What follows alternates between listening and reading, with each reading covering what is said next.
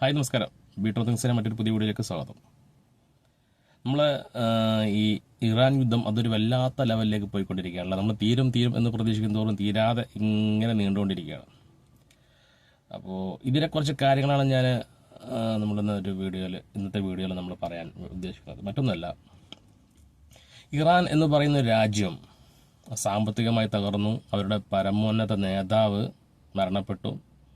പ്രധാന സ്ഥാനമാനങ്ങളിൽ വരുന്നവരെല്ലാം ഇങ്ങനെ മരണപ്പെട്ടുകൊണ്ടിരിക്കുകയാണ്. അപ്പം നമുക്ക് മനസ്സിലാവും ഇറാൻ്റെ ചേതോവികാരം എന്തായിരിക്കും എന്നുള്ളത്, അല്ലേ?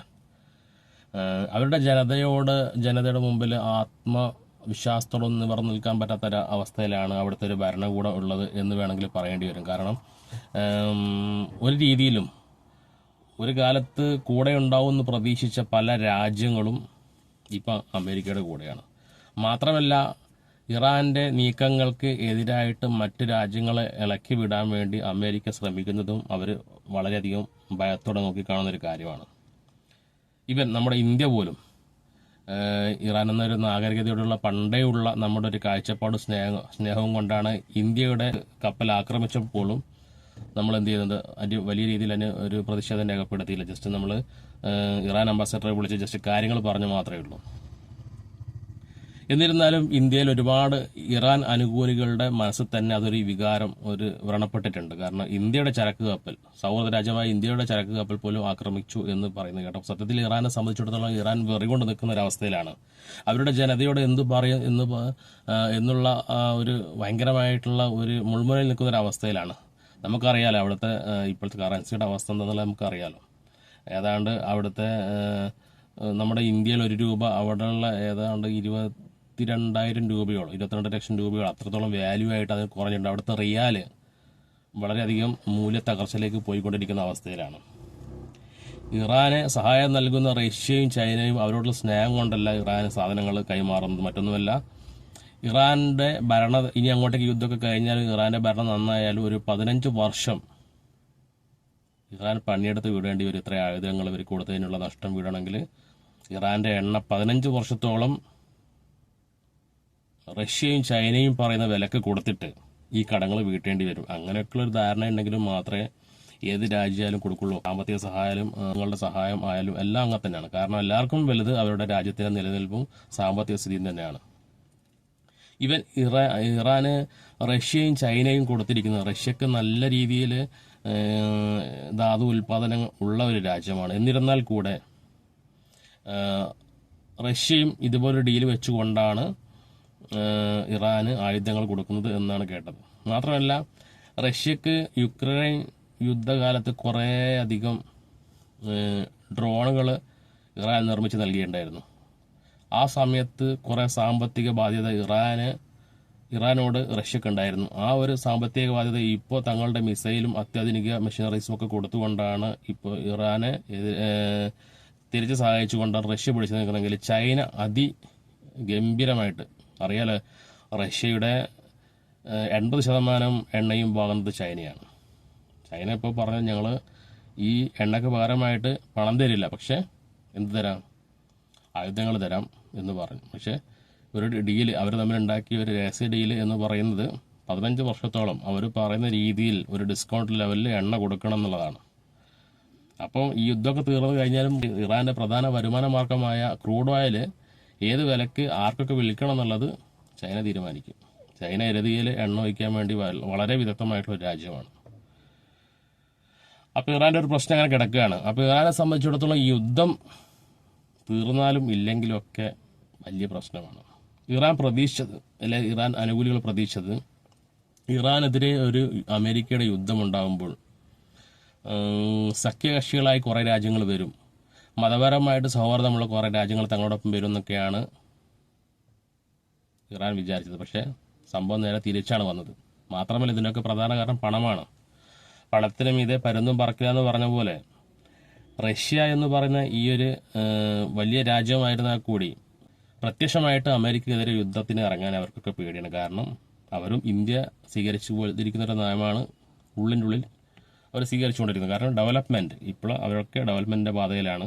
അമേരിക്ക എന്ന സൂപ്പർ പവർ രാജ്യത്തെ പിന്നിലാക്കി മുന്നേറാൻ വേണ്ടിയാണ് റഷ്യയും ചൈനയും ഇന്ത്യ അടക്കമുള്ള സുപ്രധാന രാജ്യങ്ങൾ തീരുമാനിച്ചു കൊണ്ടിരിക്കുന്നത്. അപ്പോൾ അതിൻ്റെ ഭാഗമായിട്ട് പ്രത്യക്ഷമായിട്ടുള്ളൊരു യുദ്ധത്തിന് ഇറങ്ങുക എന്നുള്ളത് വളരെ സംഭവിക്കാൻ വളരെ ചാൻസ് കുറവുള്ള കാര്യമാണ്.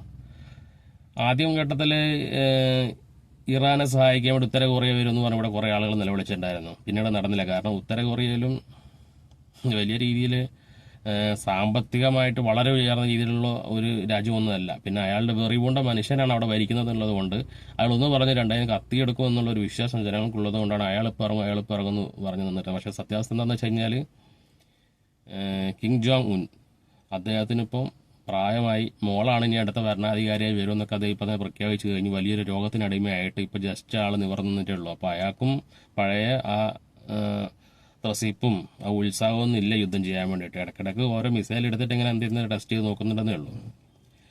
ഇപ്പോഴത്തെ ഇറാൻ്റെ അവസ്ഥയിൽ വലിയൊരു ബുദ്ധിമുട്ട് എന്താണെന്ന് വെച്ച് കഴിഞ്ഞാൽ ഇറാൻ സാമ്പത്തികമായി തകർന്നിരിക്കുകയാണ് അല്ലേ. പിന്നെ ഒരു നിലപാട് എടുക്കാൻ പറ്റുന്നില്ല.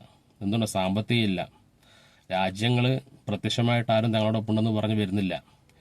അപ്പോൾ ഈ ഒരു സാഹചര്യത്തിൽ ഇറാനെ സംബന്ധിച്ചിടത്തോളം ഹോർമോസിലൂടെ ഉൾപ്പെടുത്തിയിട്ടല്ലാതെ എന്ത് ചെയ്യാൻ പറ്റില്ല, തങ്ങളുടെ സാമ്പത്തിക സ്ഥിതി മെച്ചപ്പെടുത്താൻ പറ്റില്ല. വലിയ രീതിയിൽ ഒരുപാട് നാശനഷ്ടങ്ങൾ ഉണ്ടായിട്ടുണ്ട്. കാരണം അവിടെ കുറേ മീഡിയാസിന് ബാൻ ചെയ്തത് കൊണ്ടാണ് അത് പുറംലോകം അറിയാത്തത്.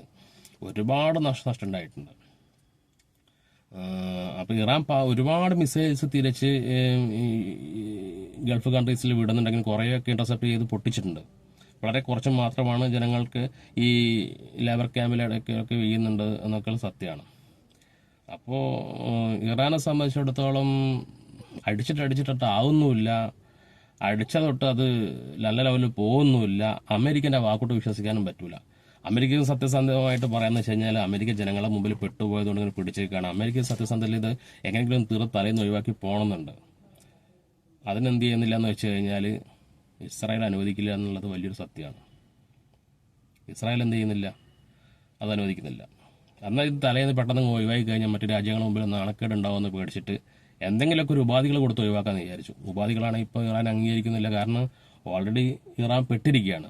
അപ്പോൾ അതിനിടയ്ക്ക് കുറേ ഉപാധികൾ അംഗീകരിച്ച് കഴിഞ്ഞാൽ അത് നടക്കില്ല. പ്രത്യേകിച്ച് എല്ലാ ഉപാധികളും ഹോർമോസിലൂടെയാണ് പ്രശ്നം വരുന്നത്. പ്രത്യേകിച്ച് ഒരു വേറൊരു കാര്യം എന്താണെന്ന് വെച്ച് കഴിഞ്ഞാൽ ഇറാനെ സംബന്ധിച്ചിടത്തോളം എന്ന് വെച്ച് കഴിഞ്ഞാൽ ഏത് രാജ്യത്തിൻ്റെയും ഒരു 22 കിലോമീറ്ററോളം ഏത് രാജ്യമാണോ അതിർത്തിയിലുള്ളത് ആ രാജ്യത്തിന് അതിൻ്റെ കടലിലെ ആ പാത അതിൽ അവകാശം ഉണ്ടോ എന്നുള്ള സത്യം. അതായത് ഇപ്പോൾ ഇന്ത്യക്കാണെങ്കിൽ ഇന്ത്യയുടെ 22 കിലോമീറ്റർ കടൽ എവിടെയുണ്ടോ അത് ഒക്കെ ആ രാജ്യത്തിൻ്റെ അതിർത്തിയിൽ പെട്ടതാണ്. പക്ഷേ അതിലൊരു ഇൻ്റർനാഷണൽ കപ്പൽപാത ആണെങ്കിൽ അവിടെ അതിലൂടെ പോകുന്ന കപ്പലുകൾക്ക് സുരക്ഷ ഏർപ്പെടുത്തുകയും അവ നല്ല രീതിയിൽ സഞ്ചാര യോഗ്യമായി കൊടുക്കാനുള്ള ഉത്തരവാദിത്തം കൂടി എന്തിനുണ്ട്, ആ രാജ്യത്തിനുണ്ട്.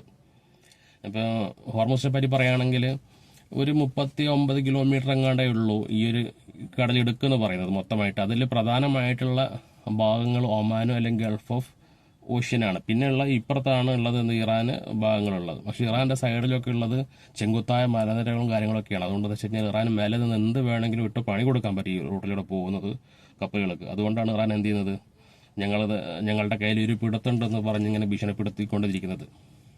അപ്പം ഞാൻ പറഞ്ഞു വരുന്ന ഹോർമൂസിൻ്റെ കാര്യത്തിൽ ഇപ്പോൾ ഇറാന് അതിലൂടെ സഞ്ചാരയോഗ്യമാക്കി കൊടുക്കേണ്ടതിന് പകരം തൻ്റെ ശത്രുക്കളല്ലാത്ത രാജ്യങ്ങൾ കൂടി പണി കൊടുത്തുകൊണ്ടിരിക്കുകയാണ് ഇറാൻ ചെയ്യുന്നത് അല്ലേ.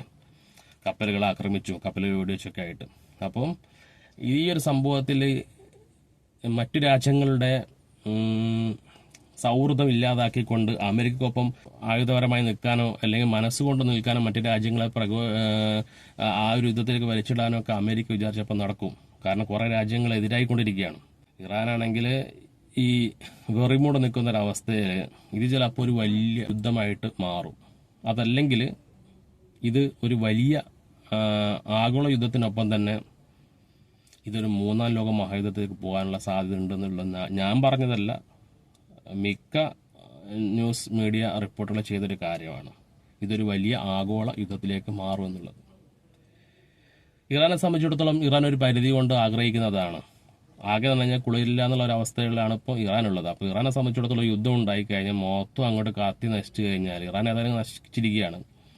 കത്തി നശിച്ചു കഴിഞ്ഞാൽ ഇതിനൊക്കെ കുറേ രീതിയിൽ മറ്റു രാജ്യങ്ങളൊക്കെ ഒരു യുദ്ധം കഴിയുമ്പോൾ ഇടപെടും, പ്രശ്നങ്ങളുണ്ടാവും. ചിലപ്പോൾ നാശനഷ്ടങ്ങൾക്ക് ഉള്ള അതിൻ്റെ പ്രശ്നപരിഹാരത്തിന് എന്തെങ്കിലും പണം കിട്ടുമെന്നൊക്കെ പ്രതീക്ഷിച്ചാണ് എന്ത് ചെയ്യുന്നത് ഇറാൻ ഇപ്പോൾ ഒന്നിനും വഴങ്ങാതെ നിൽക്കുന്നത്. കാരണം ഇറാൻ ഇനിയും വഴങ്ങിയ അവരുടെ നാഗരികതയും അവരുടെ ആ പണ്ടത്തെ പവറും പിടിച്ചു നിന്ന പവറൊക്കെ ഇപ്പോൾ ആകെ വെള്ളത്തിലായി പോകും. പിടിച്ചു നിൽക്കുന്നുണ്ട്. പക്ഷെ അത് എന്താണെന്ന് വെച്ച് കഴിഞ്ഞാൽ മറ്റു രാജ്യങ്ങളുടെ സൈനിക മിഷനറീസിൻ്റെ സഹായത്തോടു കൂടി മാത്രമാണ്. അല്ലാതെ വേറെ ഒന്നുമില്ല. ഞങ്ങൾ ജയിച്ചു എന്ന് പറയുമ്പോൾ അവരുള്ളതുകൊണ്ട് കാര്യമാണ്. കാരണം അത്രയും സാമ്പത്തിക നാശനഷ്ടങ്ങൾ ഉണ്ടായിട്ടുണ്ട്. ഇന്നും നമ്മൾ കേട്ട ന്യൂസ് എന്ന് പറഞ്ഞു കഴിഞ്ഞാൽ അമേരിക്ക എന്ത് ചെയ്തു, ഇറാൻ്റെ ഒരു ചരക്ക് കപ്പൽ ഒമാൻ സീൽ വെച്ചിട്ട് പിടിച്ചെടുത്തു. പകരമായിട്ട് അമേരിക്കയുടെ ഒരു കപ്പൽ ഹോർമൂസിനപ്പുറം നിൽക്കുന്ന ഒരു കപ്പലിലേക്ക് ഇറാൻ വ്യാപകമായ രീതിയിൽ മിസൈൽ ആക്രമണം നടത്തുകയും ചെയ്തു അല്ലേ. അപ്പോൾ ഇതൊരു മറ്റന്നാൾ നടക്കാനുള്ള ഈ പാകിസ്ഥാനിൽ ഇസ്ലാമാബാദ് വെച്ച് നടക്കുന്ന ഈ ഒരു സന്ധി സംഭാഷണത്തിന് ഇനി അത് ഒരു ചാൻസ് ഉണ്ടാകുമെന്ന് തോന്നുന്നില്ല. അല്ലെങ്കിലും ഈ മധ്യസ്ഥ നിൽക്കുന്ന ആൾ വളരെ സ്ട്രോങ് അല്ലെങ്കിൽ ഇതൊന്നും നടക്കാൻ പോകുന്നില്ല. കാരണം പാകിസ്ഥാൻ എന്ന് പറഞ്ഞാൽ അന്നത്തെ കഞ്ഞിക്ക് വകയില്ലാതെ നിൽക്കുന്നവനാണ്.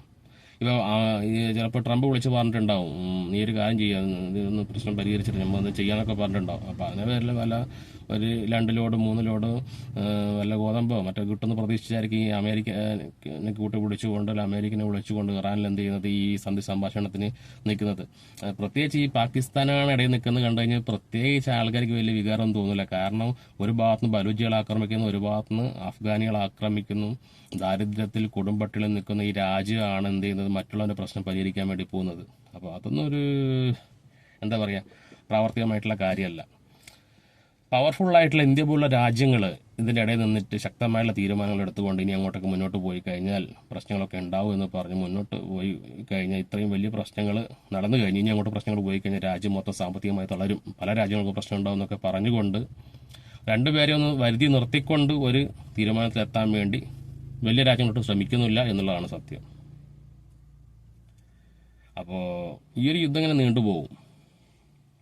അമേരിക്കൻ്റെ കൂടെ സാഹചര്യങ്ങൾ കൊണ്ട് ഇന്ത്യ പോലുള്ള മറ്റു രാജ്യങ്ങളോ അറിഞ്ഞോ അറിയാതെയോ ഒപ്പം ചേരേണ്ടി വരും. അല്ലെങ്കിൽ അടിച്ച് മിണ്ടാതെ ഒരു മൂലക്കിരിക്കേണ്ടി വരുന്നൊരവസ്ഥ ഉണ്ടാവും, തീർച്ചയായിട്ടും ഉണ്ടാവും. ഇറാൻ ഒറ്റപ്പെടും, ഇറാൻ സാമ്പത്തികമായി തകരും. ഇറാൻ വിചാരിക്കുന്ന പോലെ മറ്റ് മുസ്ലിം രാഷ്ട്രങ്ങളോ ഷിയ രാഷ്ട്രങ്ങളോ ഒന്നും ഒപ്പം ഉണ്ടാകില്ല എന്നുള്ളതാണ് സത്യം. ഇനിയിപ്പോൾ 2 ദിവസം കഴിഞ്ഞാൽ ചർച്ച ഏതായാലും വഴിമുട്ടി നിൽക്കും. ചർച്ച ഉണ്ടാവുമെന്ന് എനിക്ക് തോന്നുന്നില്ല. മാത്രമല്ല ഈ പാകിസ്ഥാൻ നടത്തുന്ന ചർച്ചയ്ക്ക് വലിയ പ്രാധാന്യം ഉണ്ടെന്ന് എനിക്ക് തോന്നുന്നില്ല. മറ്റു വലിയ രാജ്യങ്ങളൊന്നും ഇതിനു വേണ്ടി ശ്രമിക്കുന്നുമില്ല. മാത്രമല്ല യൂറോപ്യൻ കൺട്രീസിൽ പല രാജ്യങ്ങളും ഇപ്പം ഇറാനെ എതിരെ നിൽക്കാൻ വേണ്ടി അമേരിക്കയ്ക്കൊപ്പം കൈകോർക്കുന്ന അവസ്ഥയിലേക്കും കാര്യങ്ങൾ വരുന്നുണ്ട്. ഇറാനിലാണെങ്കിൽ കാര്യങ്ങളിപ്പം തീരുമാനിക്കുന്നത് സൈനിക മേധാവികൾ എന്ന ലെവലിലേക്ക് മാറിയിട്ടുണ്ട്. കാരണം അല്ലാതെ നേതാക്കൾക്ക് വലിയ റോളില്ല. എന്തെങ്കിലും റോൾ എടുത്താലുള്ളെന്ന് പറഞ്ഞാൽ പിറ്റേ ദിവസം അവൻ്റെ തല കാണില്ല എന്നുള്ള അവസ്ഥയാണ് ഇപ്പോൾ ഉള്ളത്. ഇപ്പോഴത്തെ അവസ്ഥയിൽ നമ്മളിവിടുത്തെ കുറച്ച് ഇറാൻ അനുകൂലികൾ ഒരു ഭാഗത്തുനിന്ന് കുരക്കും, മറുഭാഗത്ത് നിന്നുകൊണ്ട് ഇസ്രായേൽ അനുകൂലികൾ കുരക്കും. എന്തൊക്കെയായാലും സാമ്പത്തികമായിട്ട് വലിയ രീതിയിലുള്ളൊരു പ്രശ്നം ഇനി അങ്ങോട്ടേക്ക് വരാൻ പോകുന്നത് ഇനിയാണ്. ഇതുവരെ നമ്മളുടെ കയ്യിലുള്ള പെട്രോളും മറ്റു കാര്യങ്ങളൊക്കെ കൊണ്ട് നമുക്ക് പെട്രോളൊന്നും വലിയ രീതിയിൽ പ്രശ്നങ്ങളില്ലാതെ പിടിച്ചു തന്നു, GST കുറച്ചിട്ടൊക്കെ ആണെങ്കിലും പിടിച്ചു തന്നു. പക്ഷേ ഈ ഒരു യുദ്ധം ഇങ്ങനെ നീണ്ടുപോകും. ഒരു 3 ആഴ്ചയൊക്കെ കഴിയുമ്പോഴേക്കും ഇന്ത്യയുടെ കയ്യിലുള്ള സാധനം ഏകദേശം തീർന്നു വരും. LPG ഇല്ലാത്തൊരവസ്ഥയിലേക്ക് വരും. അപ്പോഴേക്കും 1-2 കപ്പലുകൾ കൂടി അങ്ങോട്ടും ഇങ്ങോട്ടൊക്കെ ഇവരെ ആക്രമിക്കും. ഹോർമൂസ് വീണ്ടും കൊട്ടിയടക്കപ്പെടും. ഇതൊക്കെയാണ് ഇനി സംഭവിക്കാൻ വേണ്ടി പോകുന്ന കാര്യങ്ങൾ.